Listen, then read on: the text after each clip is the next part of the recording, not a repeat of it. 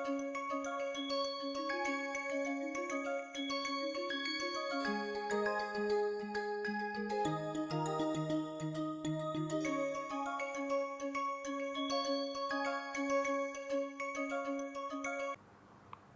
to this lecture on Wellposedness of Cauchy problem for wave equation.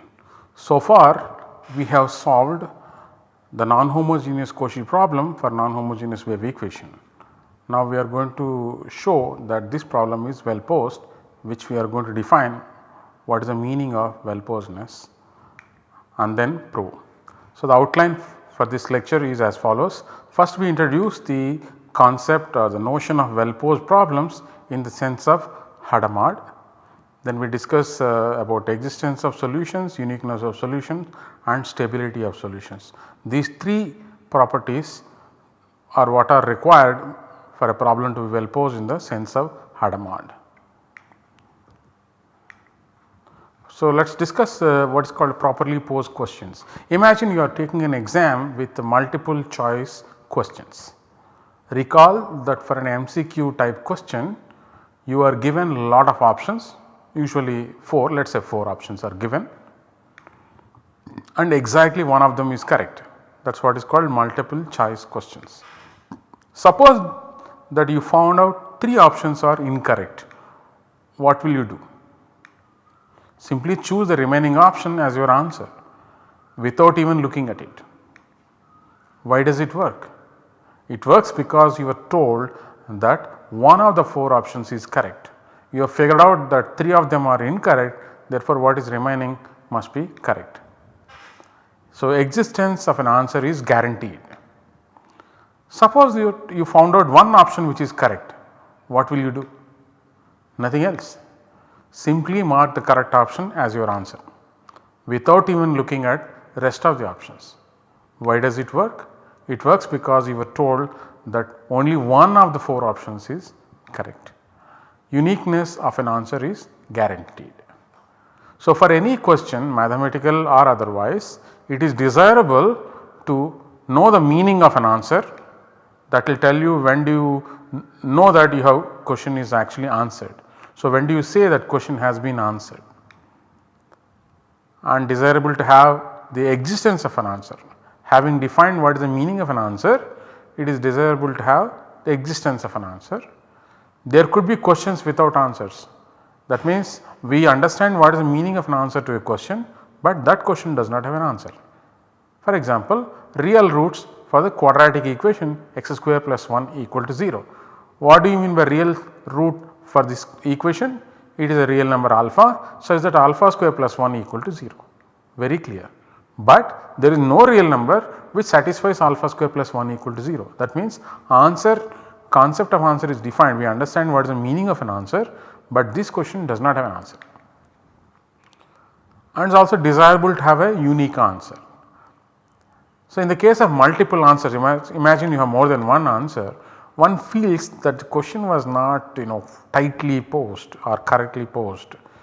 So, please ignore this last comment for now. Imagine that I have not mentioned this part. So, these are the 3 conditions. First thing is we should know meaning of an answer. It is desirable to have the existence of an answer, desirable to have a unique answer. From here the Hadamard's concept of properly posed questions will be stated. Now, if you go back to questions regarding physical systems, they are posed in terms of the corresponding mathematical models. In modeling, a lot of approximations are involved. Some are visible, some are not visible. Even if the model is exact, in order to answer related questions, we need to rely on measurements. Somewhere we have to give input of the data and ask what is the output of the system. System is already modeled exactly using your equations, mathematical models. But measurements are definitely approximate. Errors will be made in measurements. Therefore, it is desirable that the inferences coming out of such approximate measurements or observations are closer to the reality, that is closer situation where such errors have not been made. Thus, it is desirable that answers to questions do not change abruptly when the data in the question changes slightly. So, well posed problems in the sense of Hadamard. A mathematical problem is said to be well posed or properly posed in the sense of Hadamard. So, Hadamard has given this in French translation, some people translate it as well posed, some people translate it as properly posed. If the following requirements are met. What are the requirements? Existence, the problem should have at least one solution.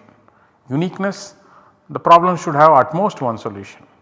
Continuous dependence, the solution depends continuously on the data that are present in the problem. Note, before asking if a mathematical problem is well posed, one needs to define the meaning of solution to the problem. Only when it is defined we can ask whether solution exists or not, it is unique or not, etc. A remark on the well posed problems. Once the concept of solution is defined, existence and uniqueness requirements are well understood, well defined. However, the third requirement, namely continuous dependence, is still not defined completely. Why? It is stated in terms of the word continuity, which is a topological property. Since the solutions and data belong to function spaces, one needs to define ways of measuring distances between functions, in terms of which continuity will be understood. One needs to identify such metrics which are relevant to the problem. A given mathematical problem may fulfill the requirement of continuous dependence with respect to one set of norms and may not satisfy this requirement with a different set of norms. Thus, the requirement of continuous dependence is delicate. Continuous dependence requirement is also called stability requirement sometimes, particularly in the problems where there is a time variable involved, people call it stability requirement. So, let us recall the Cauchy problem for wave equation. It is given functions phi, psi and f defined on the appropriate domains. Cauchy problem is to find a solution to the D'Alembert operator equal to f and satisfying the two initial conditions. So, rest of this lecture is devoted to proving the well posedness of this problem on the domain Rd cross 0 t. I will point out where exactly this is required for a fixed t positive. If you see here, it is Rd cross 0 infinity, but if this result of well posedness will hold on Rd cross 0 t only, t cannot be made infinity. So, proving well posedness of Cauchy problem, we treat wave equations in 1, 2, 3 dimensions simultaneously. That means we cover existence for all the 3 dimensions, then we go to uniqueness and then we go to the stability results. So, we use the word Cauchy problem without mentioning the d value. It is understood depending on the context. What is the meaning of solution? Because that is the first thing we have to do, define before saying the problem is well posed in the sense of Hadamard, is to define the notion of solution to the problem. That is the classical solution, notion of classical solution. We have derived classical solution to the non-homogeneous Cauchy problem in the previous lectures. So, well posedness of the Cauchy problem will be proved for this domain Rd cross 0 t. The proof also suggests that we cannot expect such a result on the domain Rd cross 0 infinity. So, what are the steps involved in proving well posedness of Cauchy problem? First thing is existence. It was already shown that Cauchy problem admits classical solutions in the earlier lectures on the domain Rd cross 0 infinity. We will recall those results. Uniqueness, we have not proved uniqueness, we will prove that in this lecture. And then we go to the continuous dependence. Using the formulae for solutions like D'Alembert formula or Poisson-Kirchhoff formula in dimension 2 and 3, D'Alembert in dimension 1, we establish stability estimate in each of these dimensions d equal to 1, 2 and 3.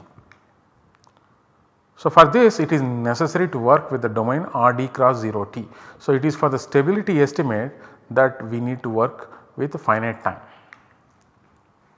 Precise hypothesis on the data phi psi f will be mentioned in the respective results. So, let us go to existence of solutions. Here I am just going to recall what we have done in the earlier lectures. solution to the full Cauchy problem. Sometimes I call this as non-homogeneous Cauchy problem in 1D. So, phi should be C2 of R, psi should be C1 of R, f should be continuous on R cross 0 infinity, and fx should be continuous on R cross 0 infinity. This is the formula that we have obtained. Reference is lecture 4.2 and lecture 4.7. Now, in 2 dimensions, the hypothesis required is here. I will not read very fully, but let us say phi and psi should be C3 and C2 respectively, and f, gradient f and second derivatives of f should be continuous on R2 cross 0 infinity. And this is the formula that we have obtained. Reference lecture 4.6 and 4.7. So, this represents a classical solution to the Cauchy problem. Now, we may also write it on these domains D01, disk of radius 1, center at the origin, because we are going to use this formula in proving the stability estimate. That is why I have written down this particular formula. How about in 3D? A similar hypothesis as in 2D, and this is the formula, and reference lecture 4.5 and lecture 4.7. That is where we have derived and shown that this is a classical solution to the non-homogeneous Cauchy problem in 3 dimensions. So, now let us discuss uniqueness of solutions. So, general idea for establishing uniqueness always is like this. To any problem, if you want to show it has uniqueness, you just take solutions u and v, consider the difference. It works usually in the linear situations. Even in the nonlinear situations, one considers that and then try to show that that difference is 0. Okay, let u and v be solutions to the non-homogeneous Cauchy problem. Then the difference, let us call w, u minus v, it is a solution to the following homogeneous Cauchy problem. What is that? Homogeneous wave equation and 0 initial data, because both u and v satisfy initial data phi and psi for initial displacement and velocity respectively. Difference will be 0 because of the linearity. The problem is linear, D'Alembert operator is linear, and value at a point, derivative value at a point, these are all linear operations. Now, showing uniqueness means what? I wanted to show that w is 0. So, therefore, showing uniqueness to the non-homogeneous Cauchy problem is same as showing that this homogeneous Cauchy problem, everything is homogeneous with 0 initial data, has 0, of course 0 is a solution, very clear, substitute w equal to 0, it satisfies, but we have to show 0 is the only solution. Sometimes the 0 solution is also called trivial solution. 0 solution is the only solution to the homogeneous Cauchy problem, which is here. Therefore, we will concentrate on showing only this, that the solution of such a homogeneous Cauchy problem with 0 initial data, the only solution is the 0 solution, thereby establishing uniqueness of solutions to the non-homogeneous Cauchy problem. Okay, let us move to the 1 dimension. Recall from lecture 4.2, we solved the Cauchy problem for homogeneous equation first. How did we do? It was written in terms of characteristic coordinates and obtained its general solution. As a result, general solution was obtained in xt coordinates.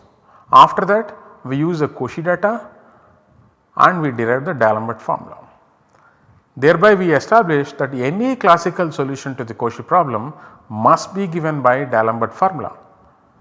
Thus, solution to the homogeneous Cauchy problem is the 0 function, because for the Cauchy problem with homogeneous wave equation and 0 initial data, 0 is already known to be a solution. Advantage of uniqueness is that that is the only solution. This completes the proof of uniqueness in one space dimension. In other words, we made no compromises in deriving the D'Alembert formula. Now, let us move on to uniqueness in 3 space dimensions. Remember, this is the order in which we solve the Cauchy problems also. First we solved dimension 1, then we solved dimension 3, then we used Hadamard's method of descent to solve in 2 dimensions. Okay. So, recall from lectures 4.4 and 4.5, mw of rho t, it is the spherical means associated to the function w. If W is a solution to the homogeneous Cauchy problem in D equal to 3, then this L of rho t given defined by rho times MW of rho t, this is what we did in lecture 4.5. This L of rho t satisfies a one dimensional wave equation. Okay. And if W satisfies the homogeneous Cauchy problem, then L also satisfies the homogeneous Cauchy problem in one dimension. And there we have just shown on the previous slide the trivial solution is only solution. Therefore, L of rho t must be the 0 function. Once L of rho t is 0, MW of rho t must be 0. Once MW of rho t is 0, it means all spherical averages are 0. By LOSM, Lemma spherical means W itself must be 0, which means we have got uniqueness. Therefore, solutions to non-homogeneous Cauchy problems in 3D are unique. Now, let us move on to 2 space dimensions. Recall from lecture 4.6, if W is a solution to the homogeneous Cauchy problem for D equal to 2, then W is also a solution to the homogeneous Cauchy problem for D equal to 3. We have just proved uniqueness, therefore W must be 0. This proves uniqueness result for non-homogeneous Cauchy problem in 2 space dimensions. Now, let us move on to stability of solutions. What we mean by that we are going to state in the form of result. Let us do one space dimension first. Stability result. Hypothesis is consider this Cauchy problem. Of course, we have to write F phi psi the hypothesis on them, so that we have a classical solution to this problem. That is what is going to be hypothesis. Of course, we have introduced a t, so t should be positive. You will see this t will play a crucial role. In the last step of the proof you will see exactly where and how the t plays a role. So, assume the hypothesis on F phi psi which are required to have a classical solution to this problem. So, conclusion is given epsilon positive. Now, we are going to write about the continuity, right. So, given epsilon positive, there is a delta such that whenever two data, that is F1 phi 1 psi 1, this is one data set, this is another data F2 phi 2 C2, whenever these two are at a distance of at most delta, okay, I am using very loosely the word distance, mod phi 1 x minus phi 2 x is always less than delta for every x. Similarly, mod psi 1 x minus psi 2 x is less than delta for every x, and mod f1 xt minus f2 xt is less than delta for every xt in r cross 0 t. That happens, then the corresponding solutions, u1 denotes solution with this initial data, u2 denotes with this as the not initial delta, f2 is the source term, phi 2 psi 2 are the initial displacement and velocity respectively. So, u1 and u2 they satisfy what is called the stability estimate. Mod u1 xt minus u2 xt is less than epsilon for every xt in r cross 0 t. So, this tells that if the data, two data sets f1 phi 1 psi 1 and f2 phi 2 psi 2 are sufficiently close, then solutions will remain arbitrarily close, the close that you want. You prescribe this epsilon, then such a delta exists. This is a continuity kind of requirement. Okay. Solution to the non-homogeneous Cauchy problem is given by this formula, we know this. And what is the stability estimate? It is in terms of u1 minus u2. So, we write this formula for u1, u2 and subtract and get u1 minus u2, that is the idea. So, let u1, u2 be solutions to Cauchy problem with not really Cauchy data. This is the Cauchy data, this is the source term. Similarly, phi 2 psi 2 is Cauchy data and f2 is a source term. Subtracting the formula for u1, u2, we get this. Okay, I just substituted and then subtracted. Now, notice how the things look, phi 1 minus phi 2, phi 1 minus phi 2, psi 1 minus psi 2, f1 minus f2. What we have to show is that there is a delta such that whenever these differences are at most delta in modulus, this can be made less than epsilon, that is what we want to show. So, let us apply the triangle inequality and we get this modulus of the LHS less than or equal to modulus of the sum is less than or equal to sum of the moduli. So, apply this, and modulus of the integral is less than or equal to integral of the modulus. Using all that we get this. from the previous slide. Okay. Okay. Now, if there is a delta like that, we are going to find the delta, but if at all there is a delta with this thing, then I will go and see what consequence it has to this estimate. So, I get mod u1 minus u2 less than or equal to, this is less than delta. So, delta by 2, this is less than delta no matter what is the argument. So, delta by 2 plus delta by 2 plus 1 by 2 c x minus c t, this is also less than delta, delta comes outside, then you get length of this interval which is 2 c t.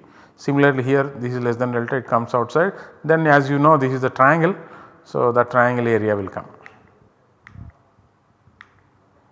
This is the first phi 1 minus phi 2 at x minus c t, this is the second term phi 1 minus phi 2 at x plus c t, this is integral term with psi, this is other integral term with f.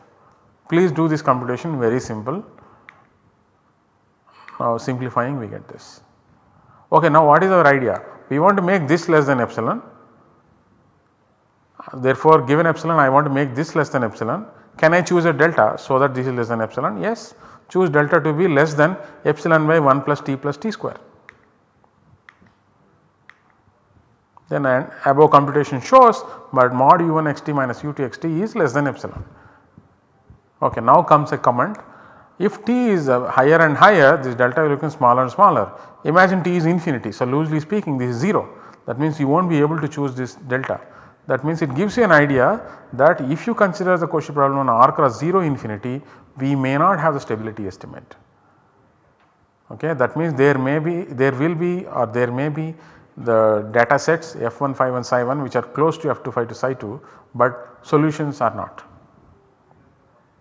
So, that I leave it for you as an exercise to think about it, how to get that. Given that we are dealing with a linear equation, you may consider one of the data set to be 0 0 0. Okay. So, this completes the proof of the theorem. So, we measured distances between data and distance between solutions in the kind of uniform sense. Okay, I have put this in quotes because it is exactly not uniform sense, but some kind of uniform sense. It is not the uniform metric, or if you know it is not supremum norm, no, because on the spaces we are considering they are like C of r cross 0 0 t. Okay.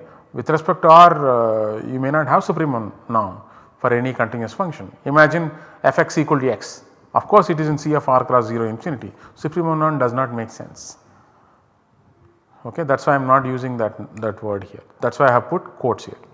Uniform in the sense for every x, distance between phi 1 and phi 2 is less than delta, that is what I mean. So, one can also consider questions of stability with respect to other notions of distances between functions. In such case, the same Cauchy problem may be either stable or unstable, we have no idea, anything can happen, because if you have studied functional analysis, you know that on infinite dimensional nonlinear spaces, two norms may not be equivalent, that is the problem. So, topologies could be different. So, thus there is a need to state the result in clear mathematical terms, this is always the case. If you think you have proved some result, you should be able to state it very cleanly, meaning very clearly. It can run into any number of pages, but it should be very clearly stated. That is when we will know what we have actually proved, instead of expressing it in some plain sentences. Let us move on to the two space dimension stability of solutions. Result is going to look exactly as before. Instead of 1D wave equation, you have 2D wave equation, f, phi and psi. So, assume f belongs to continuous, grad f is continuous and dx2 is continuous. Assume phi is C3, psi is C2, so that we have a classical solution to this problem.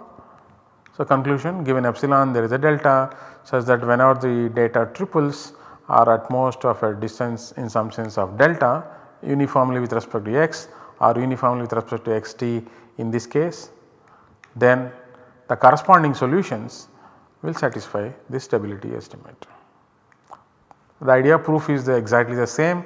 Write down the expression for u1, expression for u2, subtract, apply triangle inequality and try to show this. So, this is a formula for u which we know, this is a convenient formula, that is why we are using this formula. Okay. Let u1 and u2 be solutions for the data F1 phi 1 psi 1, F2 phi 2 psi 2, subtract the formulae, we get this expression. Now apply take the modulus on both sides and apply triangle inequality here. There are 1, 2, 3, 4 terms on the RHS. Just for convenience, let us give some names A1, A2, A3, A4. So therefore modulus of U1 minus U2 of xt is less than or equal to mod A1 plus mod A2 plus mod A3 plus mod A4.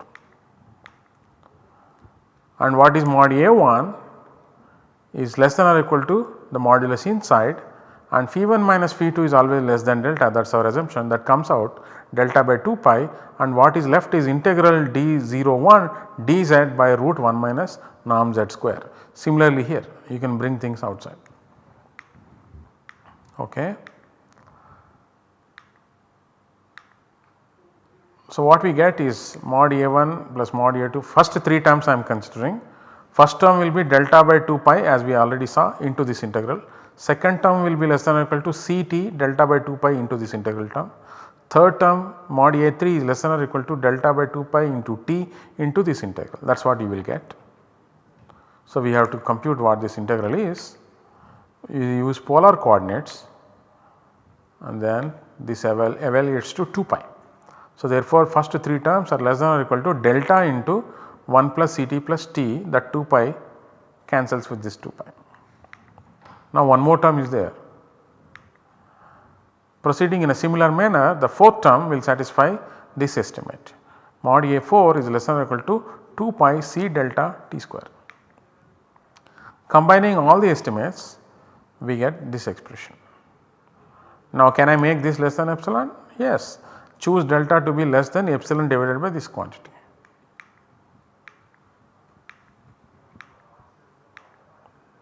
So we will get this. So this completes the proof of the theorem. Now move on to 3 space dimensions. Here we just state the result exactly same as before. Here t belongs to 0 t, t belongs to 0 t. The assumptions on f phi psi, so that this problem has a classical solution. So given epsilon positive, there is a delta positive, such that whenever you have data troubles with the required regularity or smoothness as on the previous slide, and satisfying this, that they are uniformly at a distance of delta, utmost distance delta, and also f1 f2 distance is less than delta uniformly for xt in R3 cross 0 t, corresponding solutions u1 u2 satisfy this estimate. The proof is exactly the same as in the d equal 2 case, and we skip it. So let us summarize what we did. For the non-homogeneous Cauchy problems, uniqueness of solutions was proved. We are also going to see another proof of uniqueness later on. Continuous dependence of solutions on the data triple was proved in the form of stability estimates. This concludes the discussion on Cauchy problem for wave equation in full space, that is x belongs to R, R2 and R3. In the next few lectures, we discuss initial boundary value problems. They arise when the wave equation is posed not in the full space Rd, but on subsets of Rd. In fact, we are going to study subsets of R only, mostly in one space dimension. Thank you.